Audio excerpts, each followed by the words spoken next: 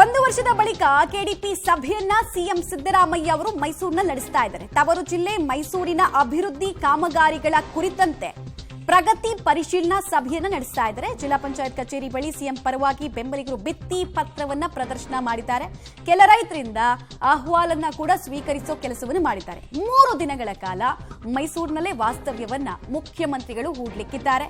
Mysuru tour ಅನ್ನ ಈ ಮೂಡ ಬಿಸಿಯ ನಡುವೆ ಕೂಡ ಹಮ್ಮಿಕೊಂಡಿರೋದು ಹಾಗೂ ವಿವಿಧ ರೀತಿಯ ಕಾರ್ಯಕ್ರಮಗಳಲ್ಲಿ ಪಾಲ್ಗೊಳ್ಳುತ್ತಾ ಇದ್ದಾರೆ. ಇನ್ನು ಸಿಎಂ ಸಿದ್ದರಾಮಯ್ಯ ಅವರಿಗೆ ಅವರ ಆಪ್ತ ಸಚಿವರು ಕೂಡ ಸಾಥ್ ಕೊಟ್ಟಿದ್ದಾರೆ. ಜೊತೆಗೆ ಕೆಡಿಪಿ ಸಭೆ ಸಾಮಾನ್ಯವಾಗಿ ಸ್ಥಳೀಯ ಶಾಸಕರ ನೇತೃತ್ವ ಇರುತ್ತೆ. ಅದಕ್ಕೆ ನೀವು ಗಮನಿಸ್ತಾ ಇದ್ರೆ ಜಿಟಿ ದೇವೇಗೌಡರ ಉಪಸ್ಥಿತಿ ಕೂಡ ಅಲ್ಲಿದೆ. ಅಧಿಕಾರಿಗಳಿಂದ ಕಾಮಗಾರಿಗಳು ಯಾವ ಪ್ರಮಾಣದಲ್ಲಿ ಆಗ್ತಾ ಇದೆ, ಎಷ್ಟು ಅನುದಾನ ಯಾವುದಕ್ಕೆ ಖರ್ಚಾಗಿದೆ, ಏನ್ ಸಮಸ್ಯೆಗಳಿದೆ, ಸಮಸ್ಯೆಗಳ ಕುರಿತಂತೆ ಬೆಳಕು ಚೆಲ್ಲುವಂತಹ ಕಾರ್ಯಕ್ರಮ ಹೇಗಾಗಿದೆ, ತುರ್ತಾಗಿ ಸರಿಪಡಿಸಬೇಕಾದಂಥ ಕಾರ್ಯಕ್ರಮಗಳು ಯಾವ್ದ್ಯಾವುದು, ಇದೆಲ್ಲವನ್ನ ಕೂಡ ಸಾಮಾನ್ಯವಾಗಿ ಪ್ರಗತಿ ಪರಿಶೀಲನಾ ಸಭೆಯಲ್ಲಿ ನಡೆಸಲಾಗುತ್ತೆ. ಸೊ ಆಲ್ಮೋಸ್ಟ್ 1 ವರ್ಷದ ಬಳಿಕ ಪ್ರಗತಿ ಪರಿಶೀಲನಾ ಸಭೆಯಲ್ಲಿ ಮುಖ್ಯಮಂತ್ರಿಗಳು ಪಾಲ್ಗೊಂಡಂತಹ ಸಂದರ್ಭ ಇದು.